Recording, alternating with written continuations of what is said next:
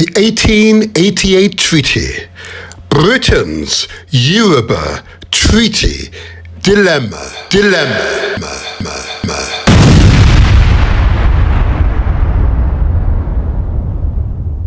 It's the motivator here.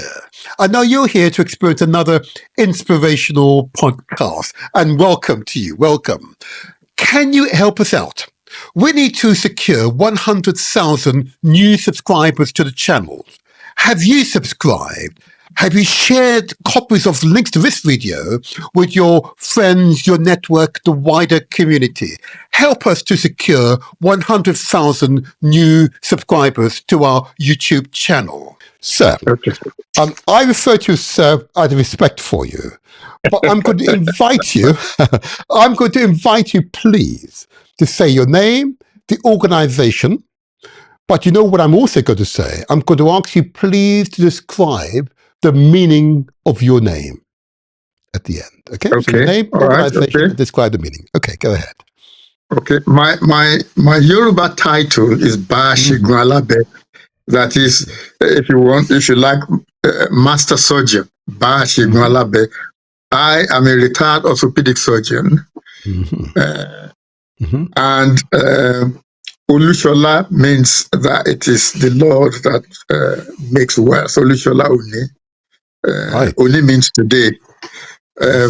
So that's it in a nutshell. I am a retired orthopedic surgeon. In addition to that, I have a qualification in law, but I'm not a lawyer. I have sat at tribunals for many, many years in the UK. In fact, I used to be a member of the General Medical Council, sitting on doctors who have made mistakes and so on and so forth. And I used to sit with judges in tribunals. That's why they used to call us, what they call us again? I can't remember the name now. Judicial office holder, they called us. Yes. But I am not a lawyer. I need to stress that, because although what I write sometimes reads lawyerly, but I am not a lawyer. Nevertheless, people, he says that he's absolutely competent on legal matters. That's for sure. Go ahead, sir. Go ahead. Now, I am the leader and the founder of the Yoruba Party in the UK. We registered this party last year, 13th of February, 2024.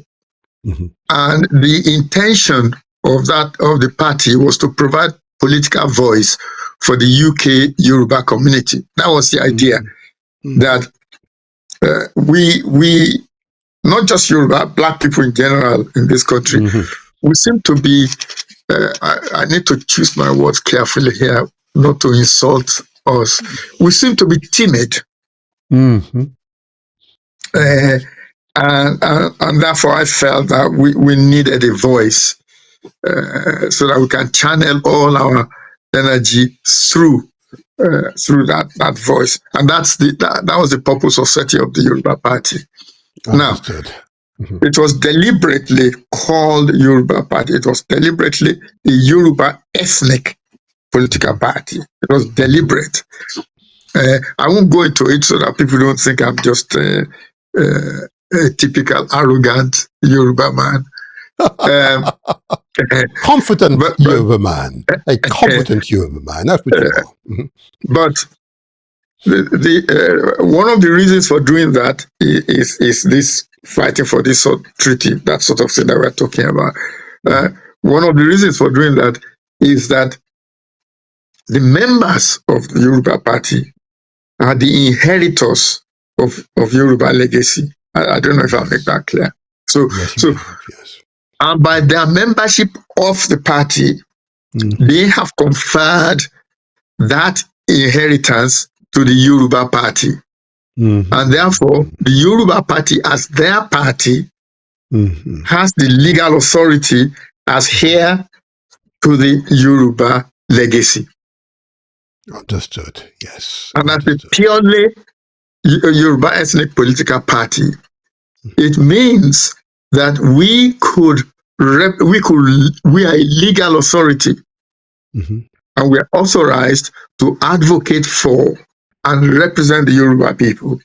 Not just in the UK, although we are registered in the UK, but elsewhere in the world and under all circumstances. Understood. So that Yoruba-ness, the fact that it is registered, sets us apart from cultural organizations and things like that. That we are a legal entity, we're a political party, the same as the Conservative Party or the Labour Party or the Reform Party. We are the same level. Okay. So that sets us. So I thought perhaps it was important to let people know how important it is, the Yoruba Party in the UK. Understood. Yes, understood. Okay. It is understood, and I understand the underlying rationale for establishing the party and gaining members, which are, of course, ethnic Yoruba people. That's understood. Understood. And the rationale why you're therefore able legally to represent that community and therefore ensure it has a voice, particularly where power and influence is being wielded. Without a shadow of a doubt, there's a rationale which I completely understand. Okay, it doesn't mean that you are at complete variance from the main national parties. What you want to ensure is that Yoruba people have a voice, you're heard and responded to. And that is quite reasonable, if I may say so. That's quite reasonable. But I want to take this further. It is well. I want to take this further, and it's important as you describe your name, and you say it with that pride that I see. Okay, and I want to keep resonating that pride that I see in you, and having had the opportunity to research and better understand the Yoruba people. Oh my gosh, you have a great deal to be prideful. Absolutely. But the whole purpose of today's show, of course, today's podcast, is to inform, to empower, to motivate people to support your primary goals. Okay. So my first question, here we go. Can you just summarize, because there is a lot of the facts supporting the claim asserted by the United Kingdom Yoruba Party that the treaty, the 1888 treaty, details agreed and bound by the United Kingdom and the Yoruba Kingdom is still active. What are the facts that supported that assertion? Okay.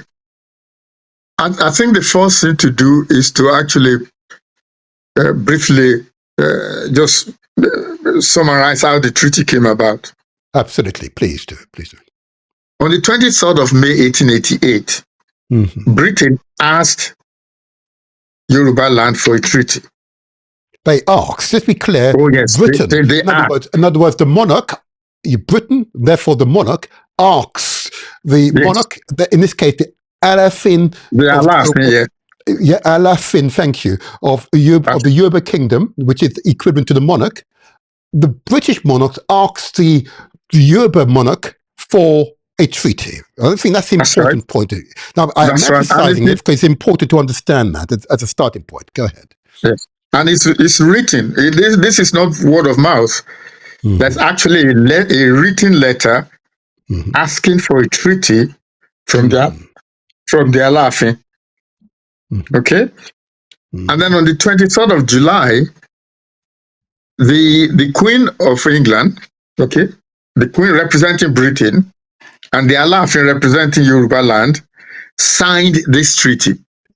Forgive me interrupting again. Let me be clear. Yeah. When you say the Queen, we don't mean this most recent Queen Elizabeth II. We mean it's Queen Victoria.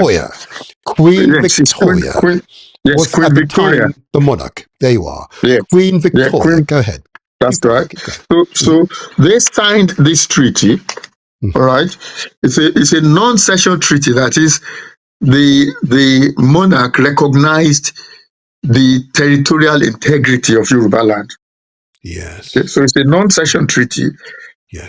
And informed the Alaafin that Britain does not desire a single yard of Yoruba land. So we don't want your land. We are not going to take your land. Mm-hmm. All right. So it was a non-cession treaty. Right. It was also a treaty of friendship Yes. and a treaty of preferential trade. And I think it is important to understand that preferential bit. And the intention of the treaty was to develop Yoruba land. Yes. The treaty actually specifically stated that, Yes. that it was going to use that the parties, that is Britain and Yoruba land, were going to use the proceeds of the preferential trade to develop Yoruba land. That was the, and then on the 16th of June 1890, Queen Victoria, the same queen we are talking about, the queen that initiated the treaty, the queen that signed the treaty, now on the 16th of June 1890, ratified the treaty. Can I, before we go back to, forgive me if I may, Doctor, before we go to the ratification, I did want to keep focus on the evidence base. So the British monarch, represented by Queen Victoria, initiated the treaty negotiations, and negotiated with the Alaafin. And I'm realizing that, of course, now I understand the Yoruba language better, that it's a tonal language, therefore I need to pronounce it correctly, otherwise I I get it, don't you worry. That's fine. Alaafin, representing the Yoruba Kingdom, the Yoruba people, entered into negotiation and eventually resolved what was essentially the British monarch recognizing the Yoruba Kingdom boundaries. In other words, many of the states we now have are the boundaries of the Yoruba Kingdom, and it's detailed. And I detailed it in our intro video, the details of the various states which are included. Secondly, they want to ensure safe passage of those British subjects under the protection of the British monarch, want to ensure safe passage through Yoruba land, and thirdly, preferential trade treatment. In other words, they're given British subjects, British traders are given preferential treatment, first right of refusal on trading opportunities. That's right. Fourthly, that there's a non-aggression, as you say, succession agreement. In other words, there's no, as you say, there's no desire to take over the land. This is a friendship agreement. This is mutual friendship because there's a recognition both by the British monarch and indeed the Alaafin that both kingdoms, because the United Kingdom is called a kingdom. We say Britain. Right. Yep. We say Britain sometimes, but often we say UK. We mean United Kingdom. In case of this particular kingdom, it is England, Scotland, Wales, and Northern Ireland. It's a kingdom. Well, in fact, then it was Ireland. The South hadn't gone. Forgive me, sir. Forgive me. He's a greater mind than I. You're quite right. It was Ireland, because the 10 counties hadn't yet broke away. But thank you for that absolute correction. One kingdom speaking to another kingdom, one monarch speaking to another monarch, and entering into an agreement. They're equal. They're the same level. There's no disparity in terms of who's more senior. There's a recognition that these were equal parties. And this treaty was friendship, trade, recognizing mutual borders, and both mutually agreeing that there will be fair trade, preferential trade between the two. Praise be. A non-cession treaty is an agreement between two parties, often between a colonial country and a local kingdom or state, in which the local authority agrees to certain terms, such as trade or political cooperation, without ceding or giving up sovereignty or territory control to the foreign power. Key features of a non-cession treaty include no loss of land or sovereignty. In other words, the local ruler does not surrender territory to the foreign power. The kingdom or territory remains independent in terms of governance and ownership. Peace and friendship clauses.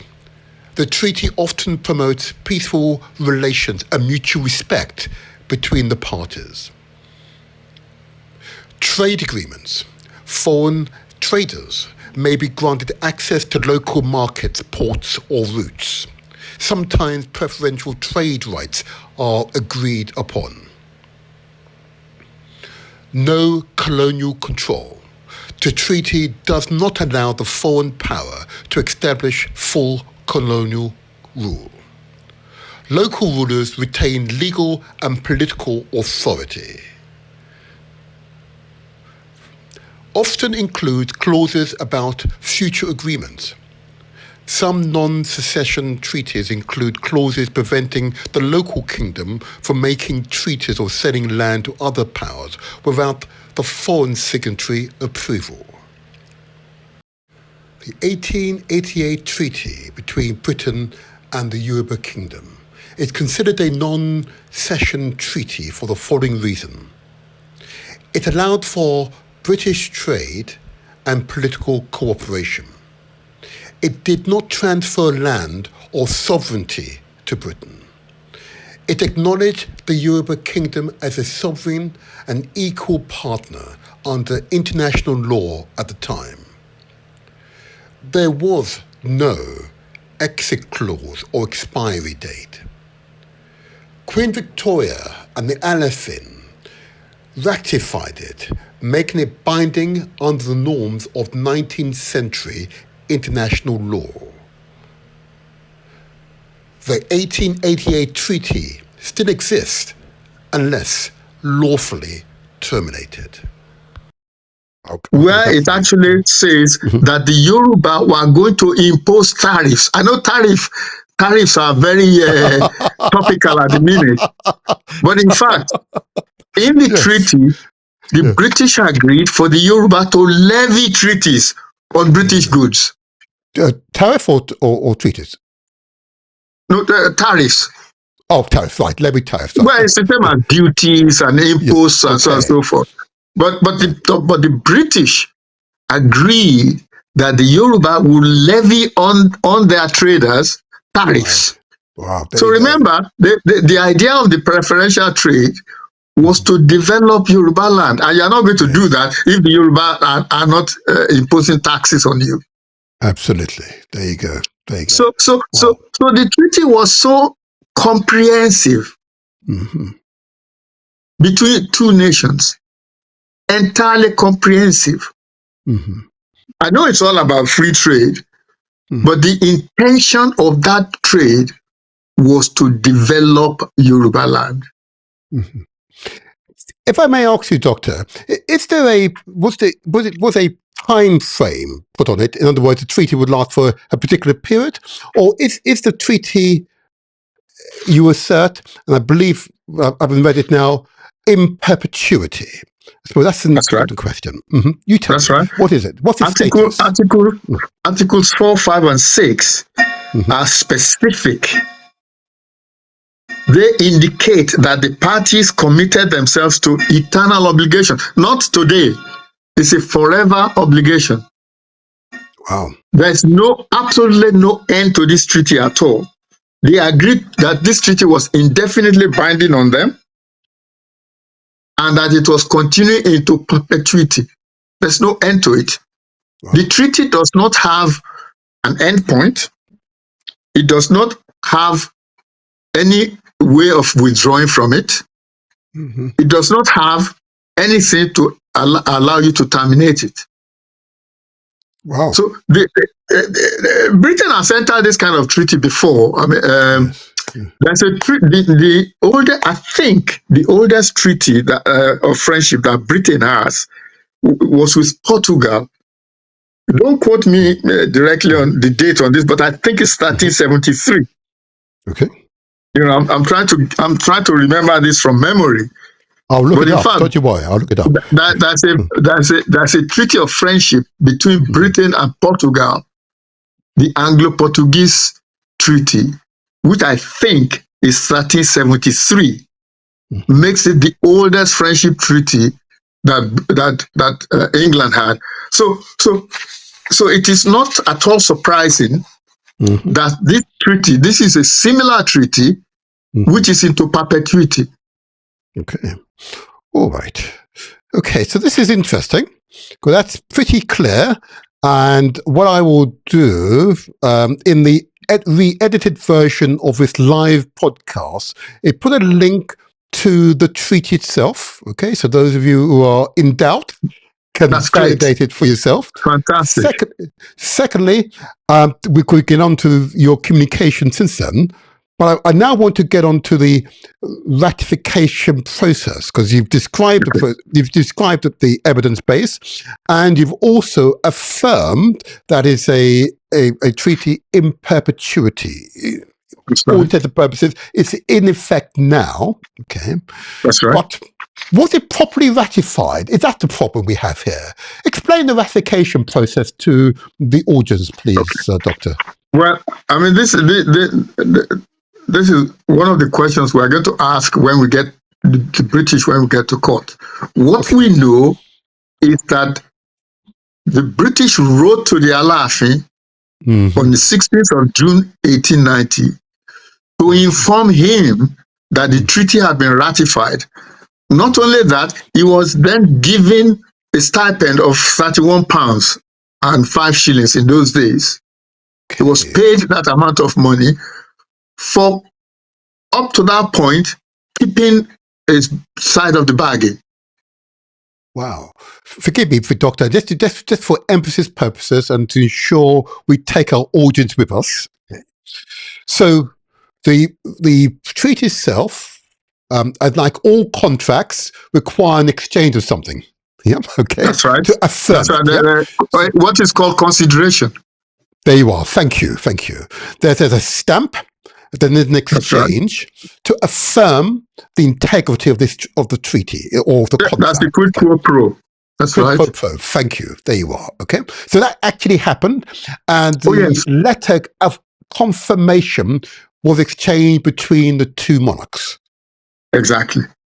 Continue, sir. The important thing that I wish to draw out about this ratification was that it took 2 years.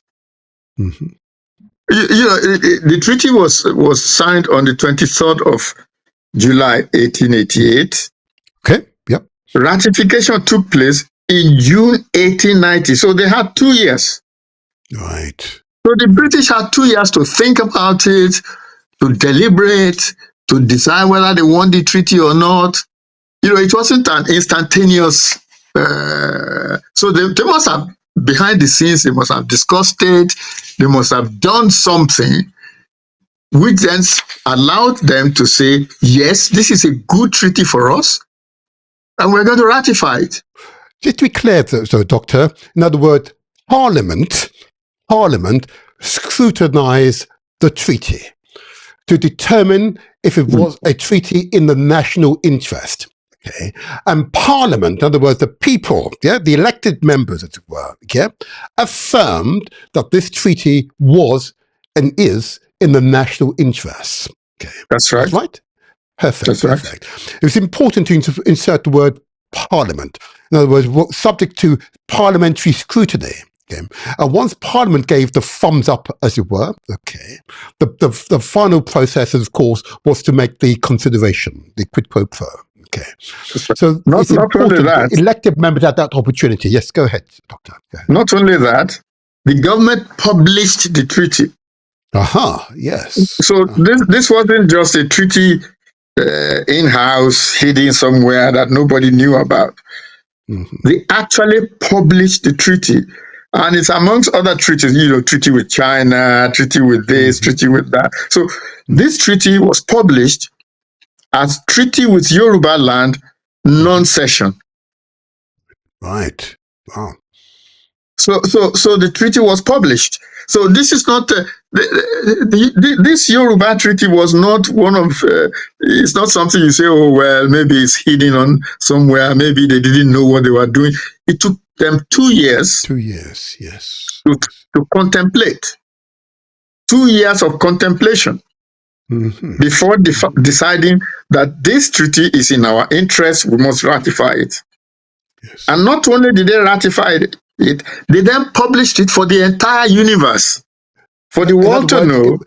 In other words, it went into the national press. It's in the newspapers. I've actually found a newspaper clip that refers to this treaty. I found it, and I'll share it with you, Doctor. I haven't shared it with you yet. I'll share it with you. You have to go to the National Archives to find it. But it was reported in the press. You know, it's there in black and white. Therefore, it's a further affirmation that the treaty became active at that time. Please continue, Doctor. And the Sir, I can't remember something Let. I can't remember his exact name. Hans Let, who was the curator of the archives in those days, actually published it in what he called the map of African treaties, or map of Africa by treaties. By treaties, indeed, I'm familiar. Yeah. Yes. So this is the curator, Sir Hans Let, who published it in a book in 1929, I think it was. Yes. So this treaty was important enough to Britain to ask for it, to sign it, to ratify it. Yes. That's how important this treaty was to the United Kingdom. Wow. Let me say that again. Yo, please say it again. Absolutely. To ask for it, to sign it, to ratify, and then to publish it for the entire universe to read about it.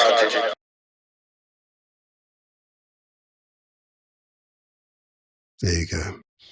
Wow. That's, in other words, they were serious. They wanted this treaty because, of course, at the time, and if I may, Doctor, give you provide the audience with some additional context, what Britain was concerned about was France. That's right.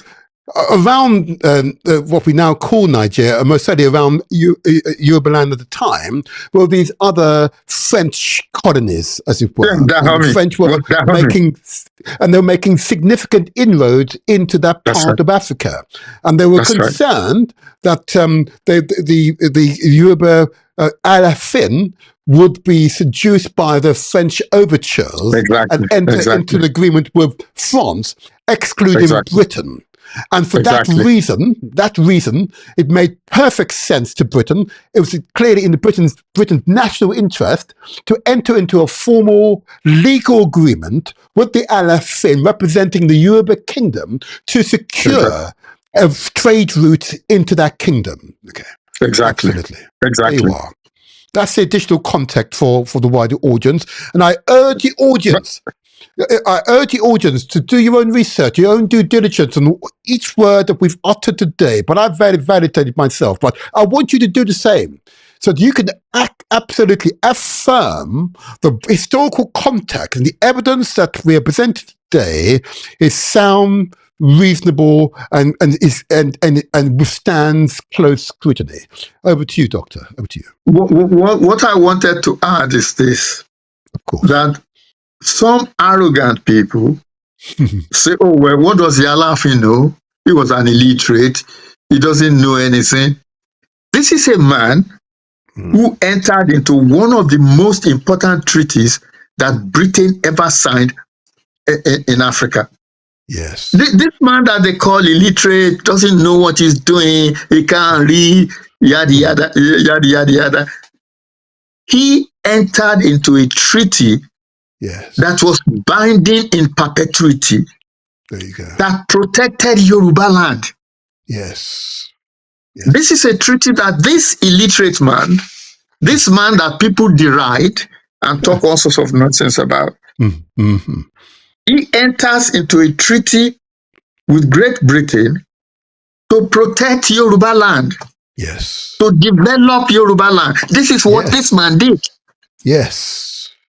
So when people start talking that nonsense, that, oh, you know, these people are illiterates, they didn't know what they are doing.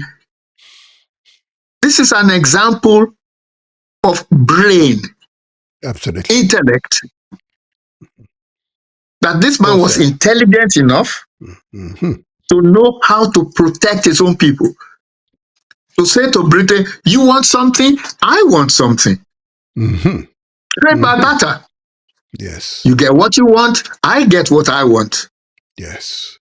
And both parties agreed. Yes. In Well said. exchange for preferential trade, this is what I want. I want to develop Yoruba land. Absolutely. I don't want to give up an inch of Yoruba territory. There you go. There you go. Well said. Well said. Excellent. Absolutely This is excellent. one of this is the sort of treaty that ought to make every black man proud. Yes. Not just the Yoruba being proud, but all black men.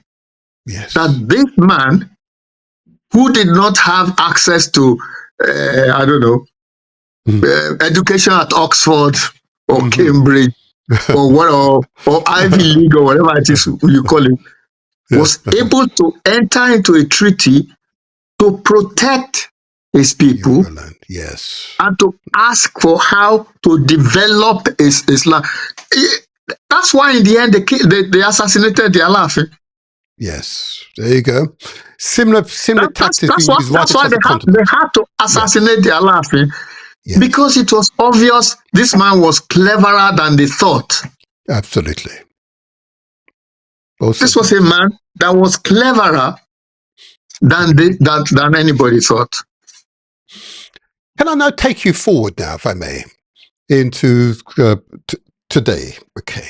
Because clearly the treaty has, to use a common parlance, it has legs. Okay, it has legs.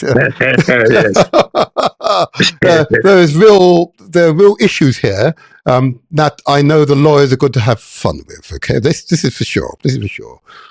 So very recently, as part of your campaign for the recognition of this treaty and its wider implications, you've now written both to the Prime Minister here in Britain, Keir Starmer, and you've also written to the Alaafin as well. Okay. Can you explain why you've written to both those two leaders, first of all? Okay. Well, to start with, the treaty is a British treaty. Okay. And the court in Britain can adjudicate a treaty that Britain signed. They're co-signatures. Okay, understood. Yes. Okay. So there's no problem about that. By ratifying the treaty, Queen Victoria put the treaty under international law. Yes. By basing the Protectorate Order of 1899 on the jurisdiction, what do they call it? Something Jurisdiction Act, the Foreign Jurisdiction Act 1890. Yes.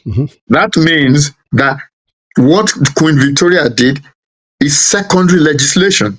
Well, you should know that as a politician. Yes. That indeed, if Parliament makes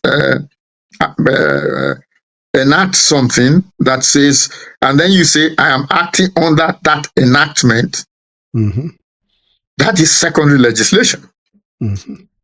So by doing it under secondary legislation, it brought the treaty under British domestic law. So it is justiciable in Great Britain. In other words, in Britain, in this country where I reside, you can take the case to court. Because of the rule of law. The rule of law still operates here. It not been subverted by other forces.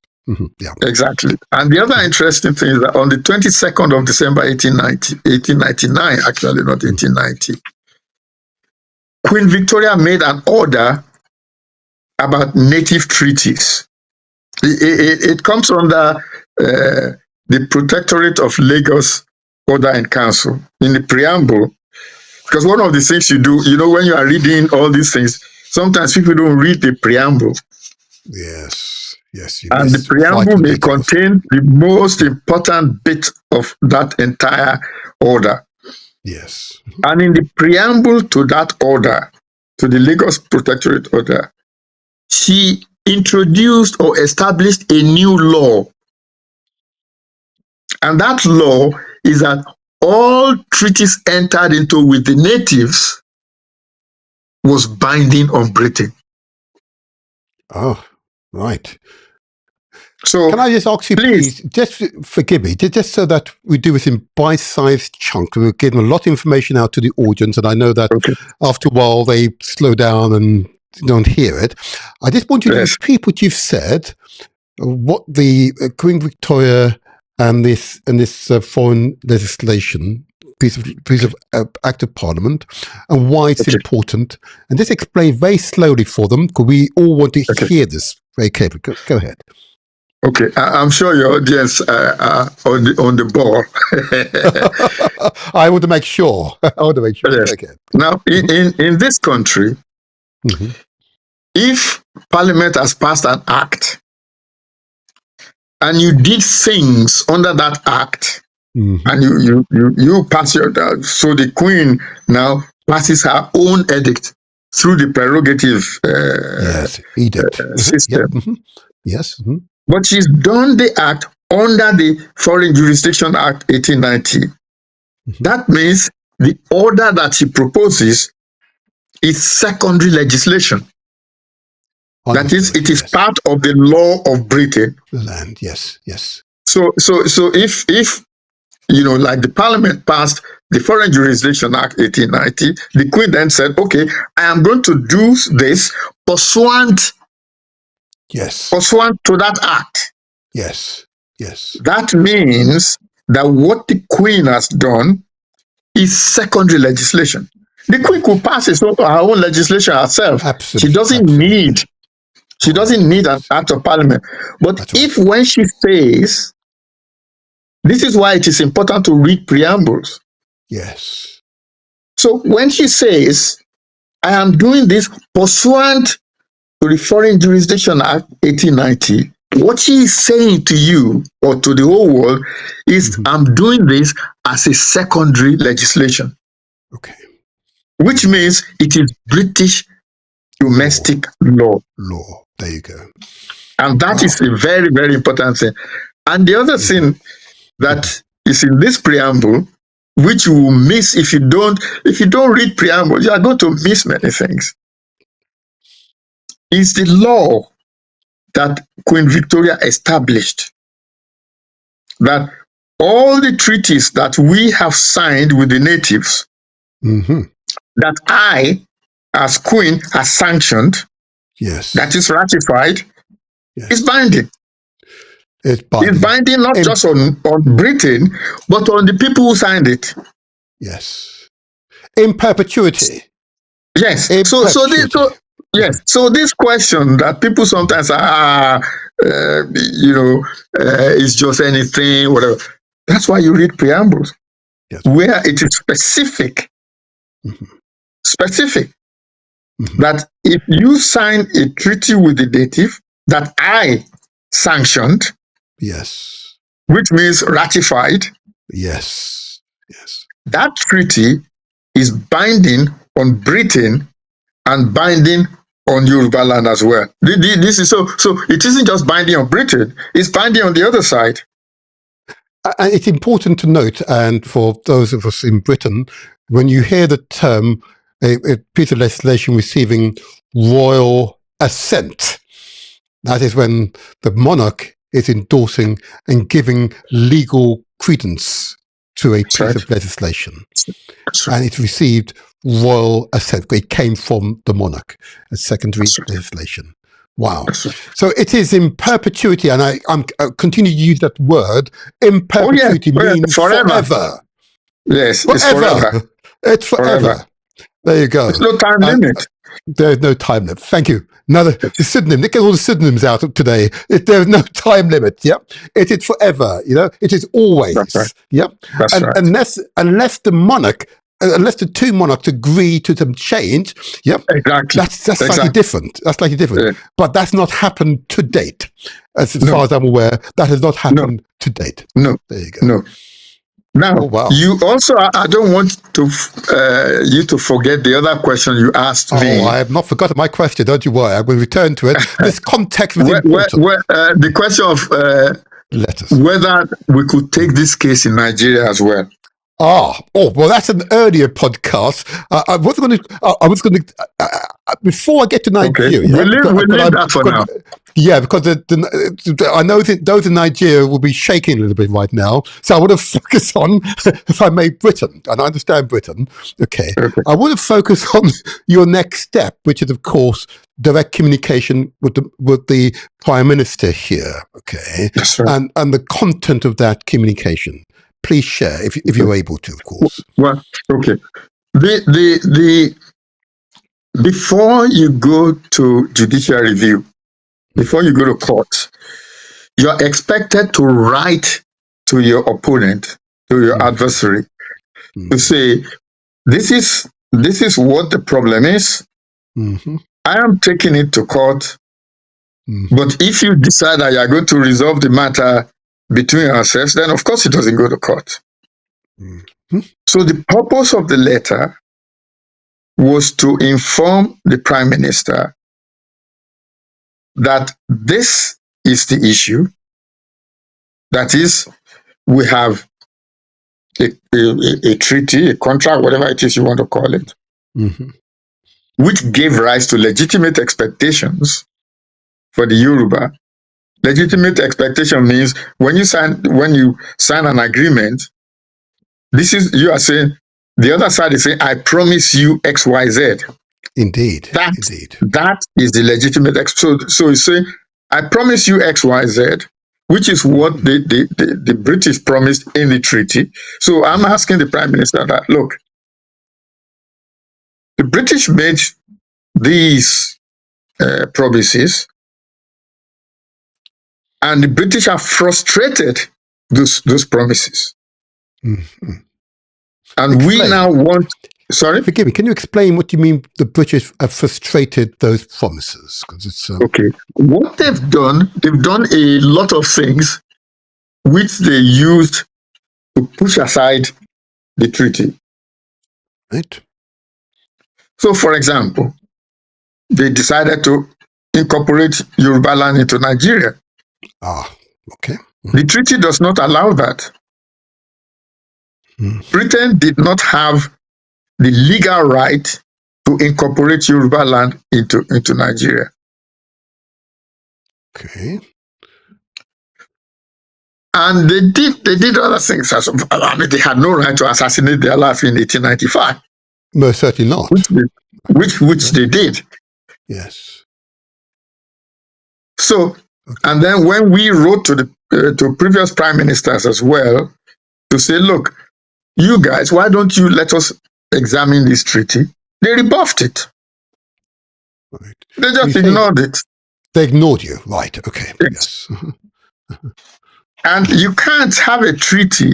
I mean, I know one of the reasons why they did this is because of the contempt they have for us.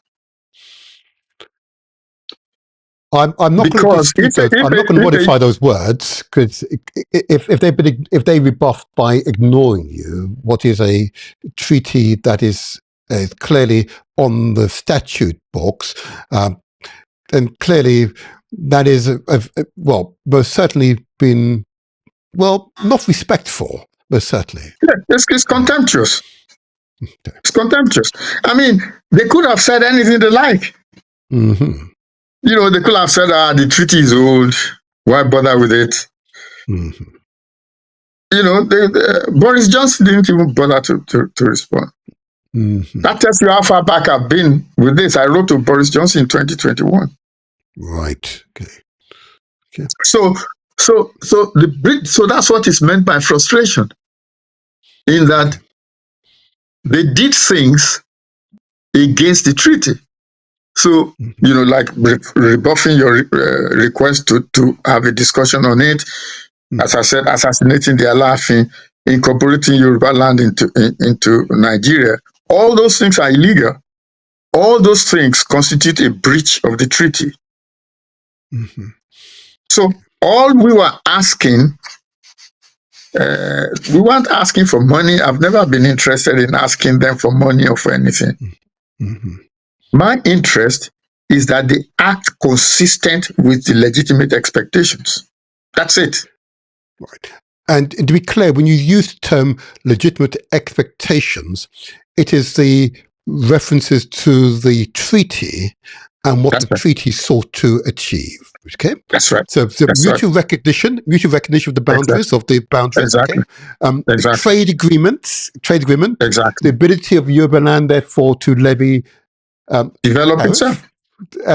and therefore use that in order to develop Yoruba land, the trade. Exactly. That's all we have. I'm not. I have never been interested in who pay us money. Nah. Okay. All I'm interested in is you act consistent with the treaty that you signed with the Alaafin. That is it. Yes. And the promises you made are absolutely clear. Yes. Okay. There's in this treaty, there's no ambiguity anywhere. Yeah, I agree with you. No ambiguity whatsoever. So all we're asking, act consistent with the treaty that you have signed. Okay. All right. Unless the Prime Minister can say, "Oh, we didn't sign any treaty." Well, he won't say that. Obviously, he won't say that. Yeah, if I may, Doctor. If I may, Okay. Doctor, just to take us forward, and it is very clear now. So the first stage was to notify the other party of your intentions, okay? And what you're seeking at this stage is for them to acknowledge that the issue of this treaty has been brought to the fore by the representative of the Yoruba people here in Britain, okay? Exactly. You're the duly elected representative of that community, okay? That's right. Okay. Then, and secondly, more importantly, in your letter, are you seeking for them to? Is this simply an information, or are you seeking them to take an action? Okay, yes, that's what I've said. Act consistent with the treaty. That's it. Okay. Now, forgive me, Doctor. Just to be clear, so your letter, though, is intended to start a discussion on the treaty's content, or are you asking Britain to no longer recognise the state of Nigeria? Or are you asking them to formally recognise Yoruba Kingdom, okay, to enter into further trade negotiations to bring up to date the trade negotiations that they entered into over 100 years ago? Thank you very much. Thank you very much. It's the latter. Okay. I have no interest in Nigeria because they created Nigeria. That's their problem. Mm-hmm. It's not our problem. Uh-huh. What we want is for them to act consistent with the treaty. Yes. Which means that you now recognize that Yoruba land is an independent sovereign state. Okay. There's no ambiguity at all. You say Yoruba land is an independent sovereign state. Mm-hmm. You then also say that we recognize the territorial integrity of Yoruba land. Indeed. That's it. Okay. So you then declare to the world that yes, we signed this treaty. Mm-hmm. This is what the treaty says. Yes. We are now abiding by the treaty. Yes. And by abiding by the treaty, we recognize the existence of Yoruba land as an independent sovereign state. That is it. All right. Okay. Now, if I may then, so you're at the point at which you notify the parties, okay, and you're seeking their reasonable response, okay, acknowledging receipt, and maybe and they may well say we're now considering the content of this letter, okay, because it has wide and profound implications not only for Nigeria but for Africa as a whole, okay, and the Caribbeans as well. Most certainly the Caribbean. I have to say, I've been, as I said, I really wanted to keep focus on Britain and the Yoruba land because I know the wider implications. We need to manage those ramifications. But I just want to keep focus on this, if I may. There was an issue recently, and it's become more apparent in more recent podcasts that I've been involved in, of course, is, of course, recognizing the diaspora. Okay, and one of the premises of which the diasporas operate within the broader context, particularly the African diaspora, is of course the desire for vast majority of countries that Africa needs greater unity, and the underlying philosophy for that unity is, of course, Pan-Africanism. Would you assert the principles of Pan-Africanism to create a African super-state or line economy, similar to what the European Union have created in the economies here in Europe, okay, who've come under the auspices of the European Union, and they have free movement of trade and people, okay, and they have agreement on protection of their borders, and the list goes on.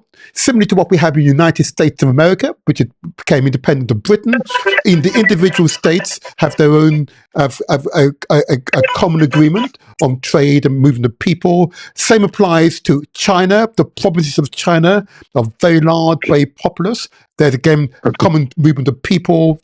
In India, the same. Is that an aspiration you would share for Africa, and therefore the Yoruba Kingdom will be part of that wider family of countries, of nations? Okay. Before I answer your second question, I will start with the first. Okay. Because you refer to the diaspora. Indeed. Okay. One of the importance of establishing Yoruba land as an independent sovereign state is that it provides homeland for millions of people in the diaspora. Yes. Just like Israel provides homeland for Jews worldwide. Yes. Because don't let us make mistake. The Yoruba probably have the largest diaspora on this planet. Indeed. The Caribbean, Brazil, Cuba. Yes. Even West Africa. Yes. We, the Yoruba, have probably up to 50 million people in the diaspora. Wow. That is the largest diaspora on this planet. By having an independent sovereign Yoruba land, you are giving these people a homeland, a history, where they come from. It is not necessarily that they are all going to then turn up in Yoruba land one day and say, we want to claim a piece of the land. But psychologically,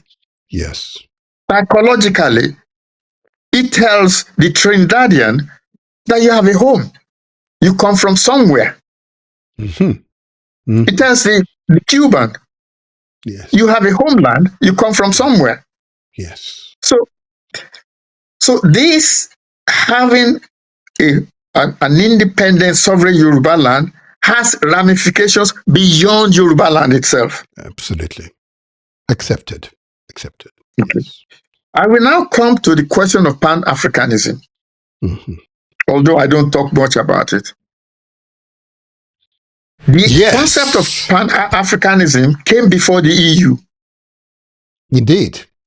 Say it, sir. Say it. Say it loud, sir. This was the dream that Nyerere, Nkrumah, and the guy from Guinea, whose name I forget now, the poet from Guinea. Yes. Okay. Their original idea was an Africa without borders. Yes. Where you can just, go back and forth,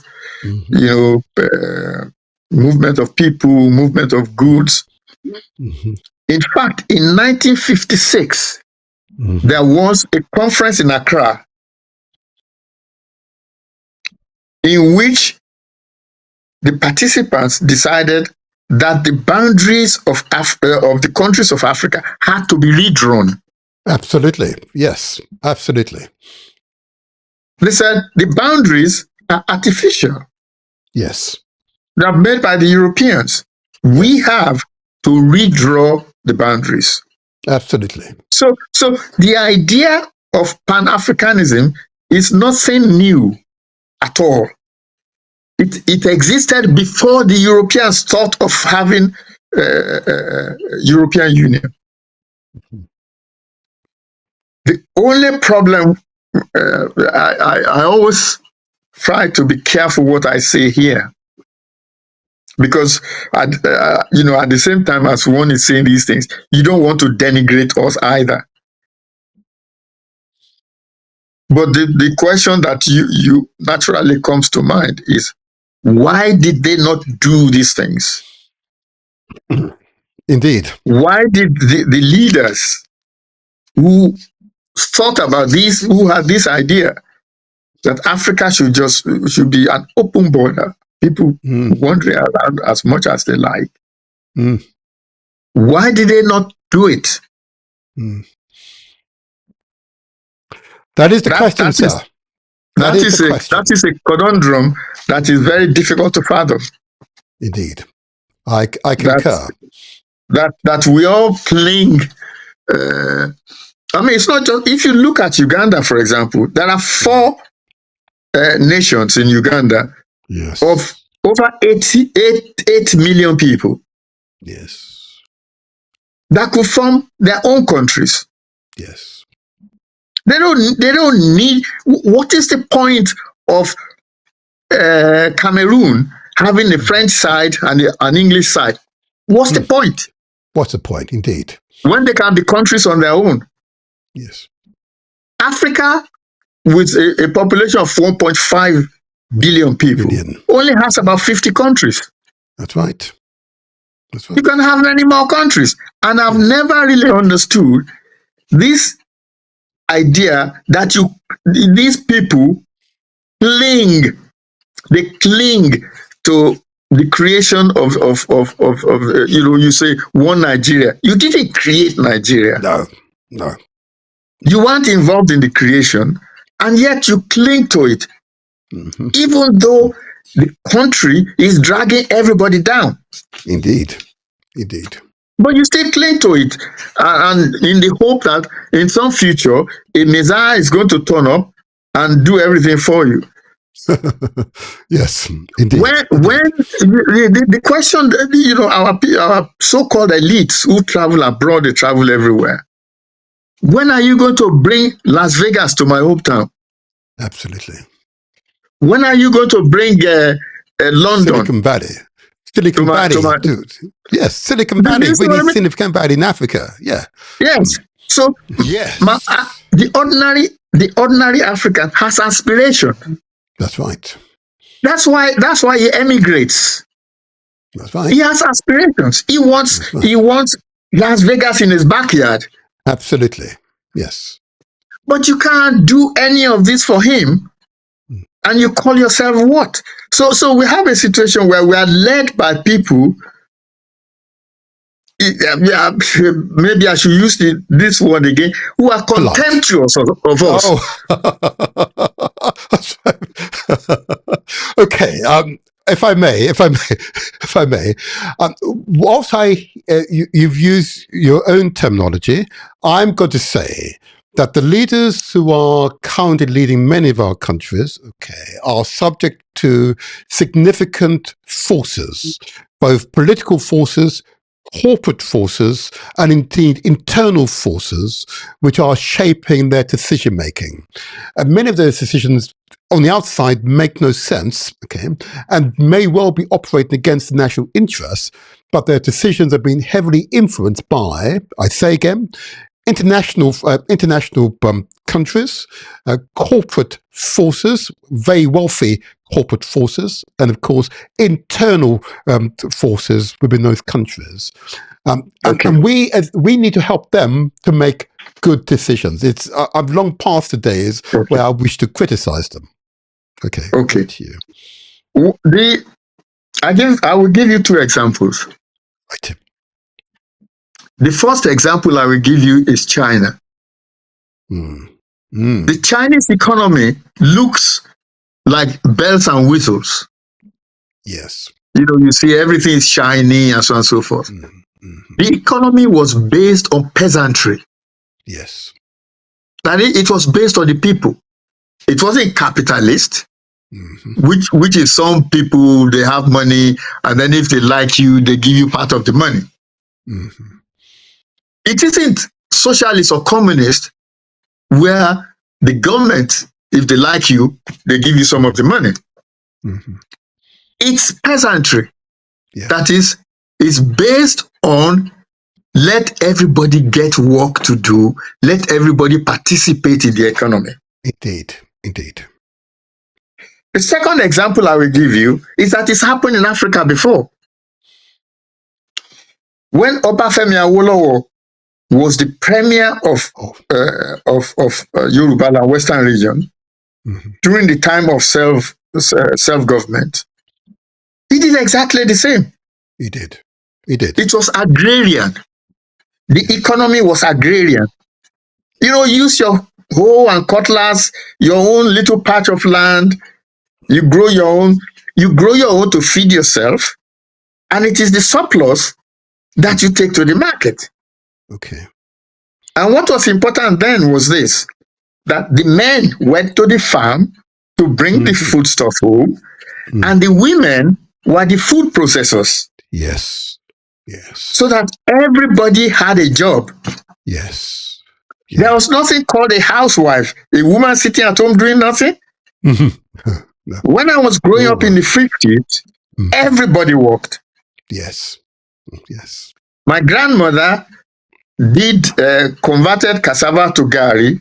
I suppose you call that baked cassava powder. The cassava powder. She did, she did that. All right. She also made things from beans. Akara, I suppose you call akara meatballs, and ewa, which is like baked beans. You call it, I suppose you call it stewed beans. Stewed beans, indeed, yes. So she made that for school kids. Nobody that I knew when I was growing up in the 50s was staying at home as a housewife. By the way, she also went to the market. There you go. To sell her produce. Yes. And that was what Awolowo relied on to build Western region in those days. And in those days, people from South Korea, from Singapore, came to see what he was doing. Yes. Today, look at South Korea. Yes. Look at Singapore. Yes. So you are telling me that Nigeria is great for you, but the people that used to come to see what you're doing are now a million years ahead of you. Right. For me, we can do better. We have to. We can do better. We can do better. But it's not going to happen. It is never going to happen if you follow Western economics and Western politics. It's never going to happen. The way that the Yoruba used to govern themselves was almost like local government in the UK. Yes. Where every city, every town, every village governed itself. Yes. At the top of that government was the Oba. Yes. And there was also a council of Oloyes. For example, in those days, I would have been a member of the council as Bashibu. Yes. The councils made the bylaws. Yes. Their job was the welfare of the people. Absolutely. Today, you give everything to one man as the president of Nigeria, and he is to solve the problem of every single 200 million of you.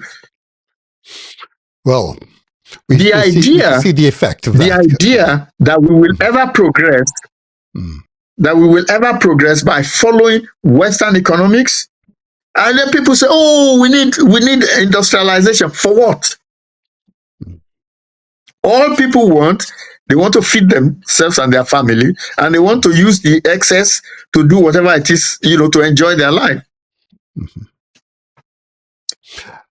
If you have, oh, sorry, go on. I was going to say, I'm not going to dispute. Sorry, I'm going on and on and on and on. It is well. It's important to hear because there is. If we were in China right now, they would say they learned lessons from the West, but didn't follow the West. So they've introduced their own form ethos of capitalism, if you like, which was culturally centered. The same process needs to happen in Africa. We cannot follow the West, that's their own style, but we've got to develop our own style of so-called capitalism, for want of a better word, okay? But if I may, because I'm just conscious of time, and I just want to make sure that this interaction is been useful. Again, I want to emphasize to the audience that the edited version will have all the necessary references, so you can go up and validate all what we've described today, both either on the screen or in the comment section of this podcast. So they give you a link to all the relevant references and documents that we referred to by the good doctor here, leader of the Yoruba community here in Britain. Okay, and I'll put some additional documents in just to help your studies. But this is real. This is not theoretical. This is real. You, with a relatively simple research exercise, you will validate the treaty and the public acknowledgement, both in the national newspapers and indeed by the then monarch, Queen Victoria. It is real. But what I want to do, if I may, good doctor, I'm just conscious of time, and that is, of course, how can those who are interested to support the Yoruba people here in Britain and indeed elsewhere, okay, how can they contact you? What's the best method to contact you? Thank you very much for that. Thanks a lot for that. Okay, it's a pleasure. We have a website, www.yorubapartyuk.org.org. Okay, thank you. We have an email address, info at yorubapartyuk.org. Now, what we want from you more than anything else in the world, of course, is to spread the word. Absolutely. Spread the word. Mm-hmm. This treaty is very important to us, not just as Yoruba people, but to all Black people. Mm-hmm. Because Why? Because we are saying that when you sign a treaty with us, when you ratify a treaty with us, you must act consistent with that treaty. Yes. Absolutely. Well said. It doesn't matter how old the treaty is. Mm-hmm.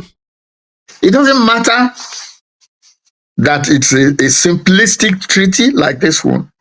The fact of the matter is that you entered into a treaty, and we as Africans, we want you to abide by the treaty that you've signed with us. Absolutely.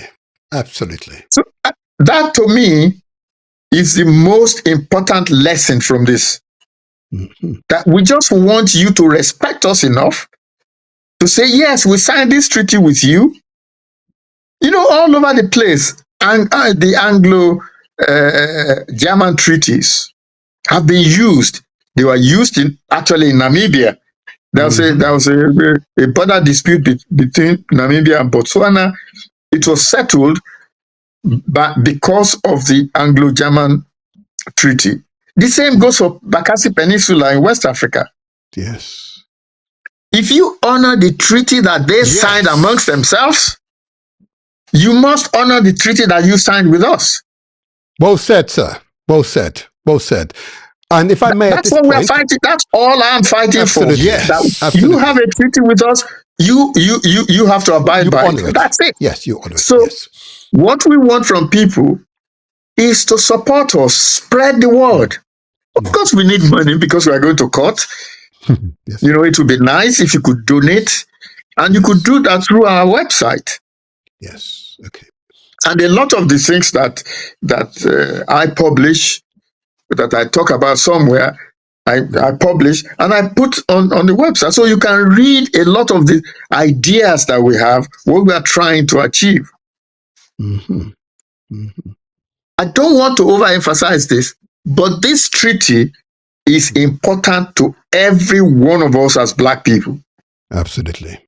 That we are saying once and for all, when you sign a treaty with us, you abide by that treaty. It doesn't matter how old the treaty is, you abide by it. You cannot simply sign a treaty with us and just ignore it and just be blasé about it. Mm-hmm. Thank you. Thank you. I think that's a good point at which to end this particular podcast, because you've made your point very, very well. Very, very well. I've got not a problem with all what you've described. There are certain points of challenge.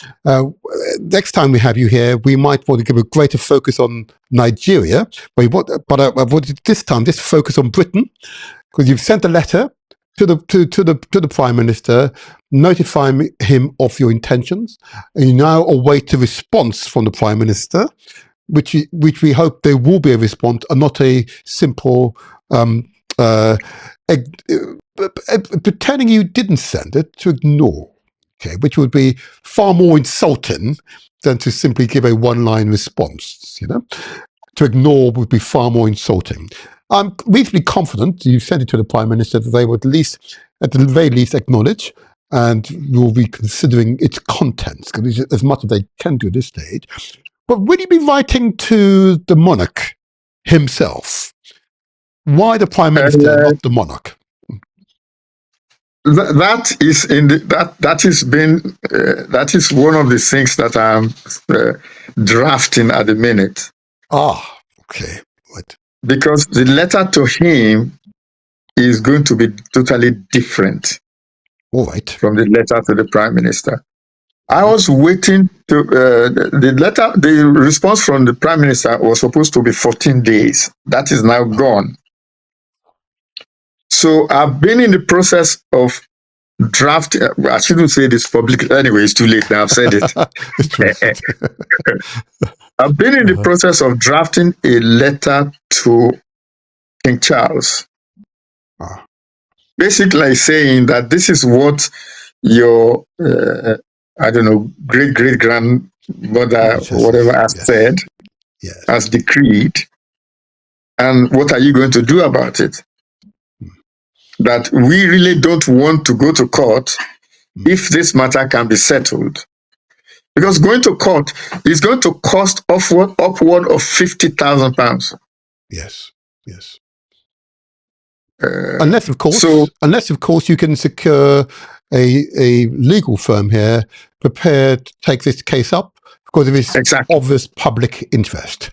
Exactly. And if we could find a firm to do that, we can promise that we will crowdfund. Yes. So that once we've got a firm that's taking it up, we will then go to the people and say crowdfunding.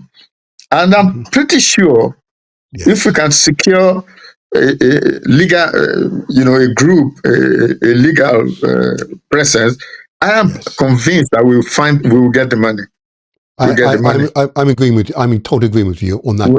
We'll get the money. So we're hoping that we'll get somebody to take this on for us. Okay. And then we can, as I said, which I shouldn't have really said publicly, is that I'm writing to King Charles. I hadn't intended for it to be public. At this stage, but there you are. It is public. I can't do anything about it. Can I just say, we've all listened very carefully to what you've said, and I just reiterate for the benefit of the audience that I would include in the re-edited version of this live video all the references and links to those references so you can conduct your own research to affirm or otherwise the evidence that is being presented. But this podcast has been focused specifically on Britain, this United Kingdom, which entered into a treaty with another kingdom called the Yoruba Kingdom. Okay, and they entered into that treaty at equals. There wasn't one higher than the other; they were equals. That's right. And I put it up on my screen deliberately because I want to. It's a mental exercise for many of us that we were equals. That's right. We were not disadvantaged. We're not subservient. We weren't looking up. We were equals. The Alaafin was equal. Yeah, the monarch. Yeah, representing the Yoruba Kingdom is equal to the monarch representing Britain, this United Kingdom. That's right. Very important. That's right. As you can see it, they're equal. They're equal. That's right. That's right. I emphasize it, they're equal. Right. That's right. Okay. Very important. That's Sir, That's right. Doctor, you have presented a compelling case.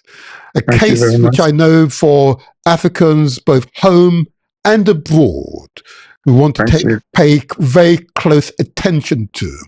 And I know Thank that you. they will wish to reach out to you. As Thank you. all the references will be on screen or in the commentary, as I said earlier, for those who will wish to watch the recording of this. But this is worth watching more than once.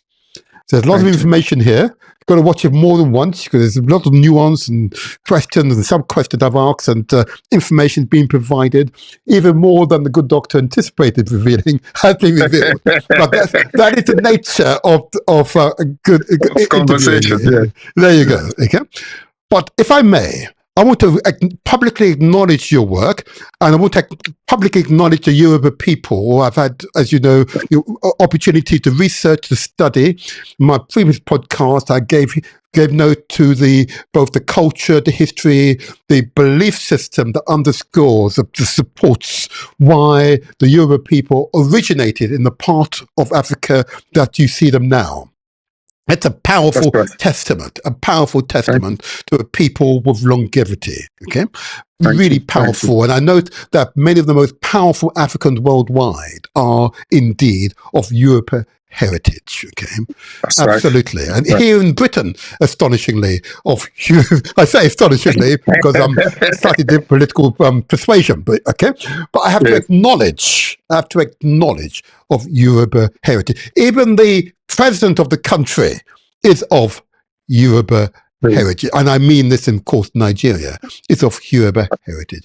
It is quite astonishing, the levels and the achievement of the people. And it's one of the very few people, it's the only people that I'm aware of, maybe one of the very few, let's say for now, who have translated an oral tradition and created a written format. Okay, the gentleman's name is, of course, the good Reverend Archbishop. I get the name right, Doctor. You can help with the name. Ajayi Crowther. There you are, Ajayi Crowther. Ajayi Crowther. Yes. A genius. Oh, yes. He's the greatest African that ever lived. There you go. There you are. And I'll put a reference to this gentleman's name and what he achieved in translating an oral tradition into a written form. So you're able to, in written form, to chronologize the history and culture of the Yoruba people. Powerful statement, affirmation of the genius. And it is quite evident that the level of genius amongst Africans is proportionally higher than any other ethnic group. And most certainly, it is true amongst the Yoruba people.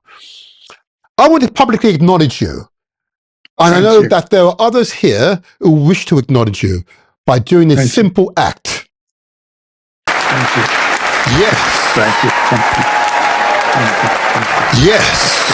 Yes. Yes. Yes. Yes.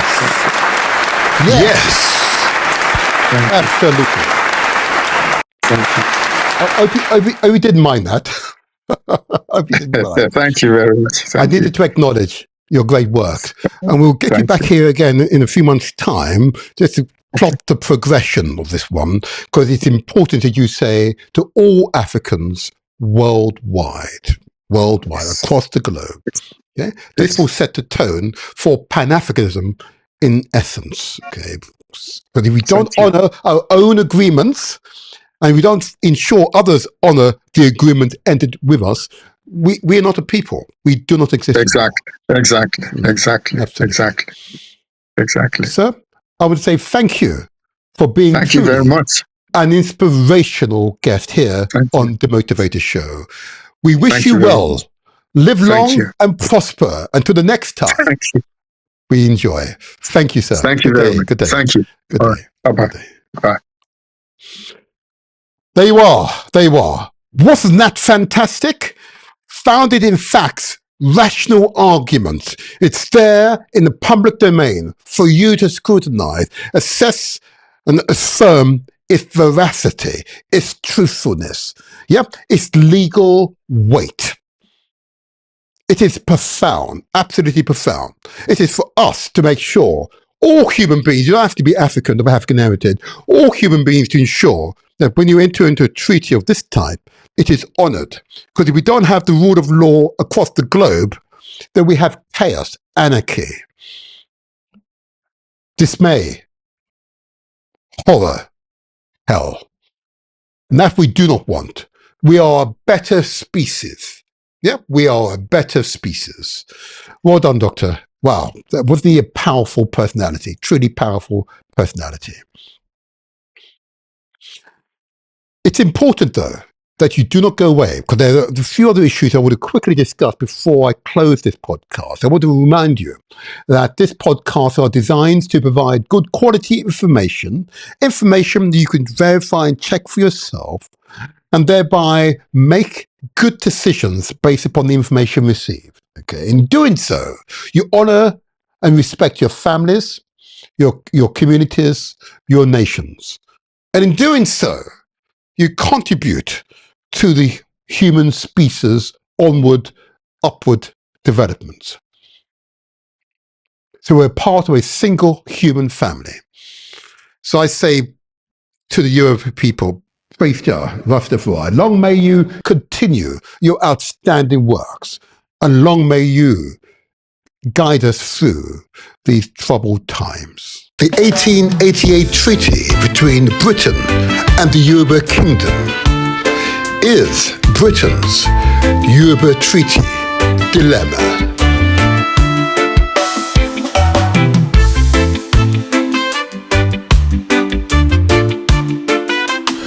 Great Yoruba Kingdoms. The 1888 treaty between Britain and the Alaafin of Oyo, signed on behalf of the Yoruba Kingdom. In the UK, it is the government that negotiates and signs treaties. Once signed, the document must be scrutinised by Parliament to confirm that the UK agrees to be bound by it. The treaty, which was negotiated for the Crown and signed on the Crown's behalf on the 23rd of July 1888, was ratified by the Crown on the 16th of June 1890. The treaty was negotiated and signed in person by the Alaafin of Oyo on the 23rd of July 1888, was ratified by him on acceptance of the consideration of £35 5 on the 16th of June 1890.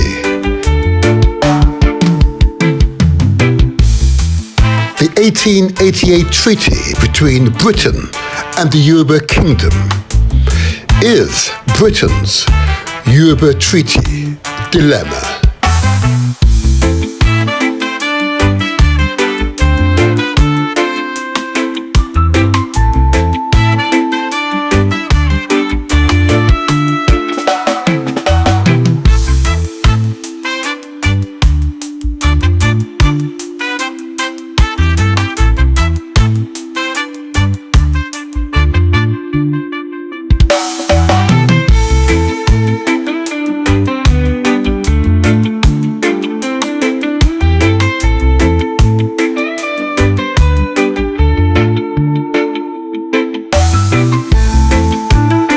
Great Yoruba Kingdoms. The 1888 treaty between Britain and the Alaafin of Oyo, signed on behalf of the Yoruba Kingdom.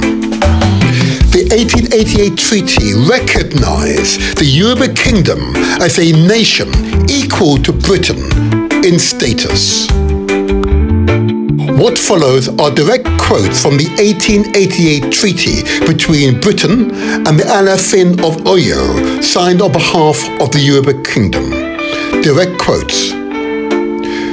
Treaty between Adeyemi, Alaafin of Oyo, and head of Yoruba land, and Her Majesty the Queen of Britain and Ireland, July 1888.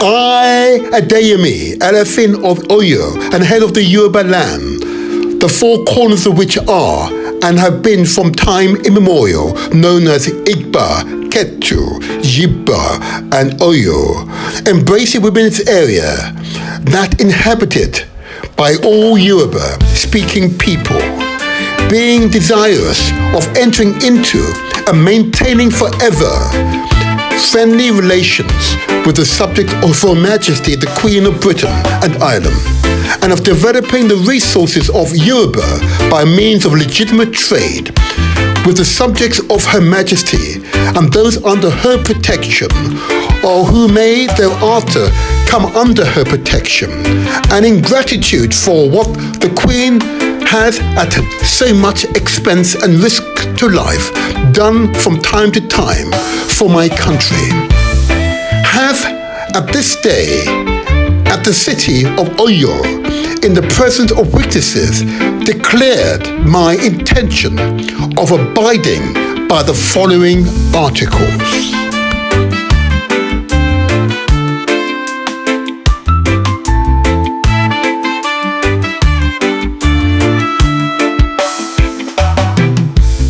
It's the Motivator here. I hope you enjoyed that fantastic podcast. Don't forget to subscribe, or at the very least, give us a like. And don't forget the next video on screen. Click through and enjoy.